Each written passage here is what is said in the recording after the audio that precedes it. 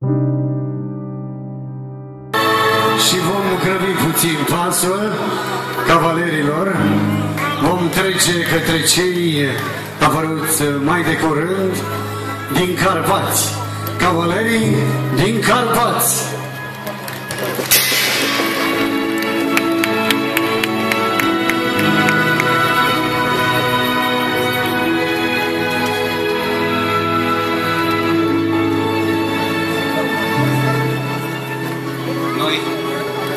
Cei din Carpați este doar o denumire generică, pentru că fiecare dintre voi, cei care vă aflați astăzi aici, puteți să fiți cavalerii din Carpați. Scurt, foarte scurt, pentru că vă iubesc, vă mulțumesc că ne-ați primit astăzi la Sighișoara. O să vă întreb ce înseamnă un loc pentru fiecare dintre voi. Un loc înseamnă acasă pentru fiecare dintre noi. Ce înseamnă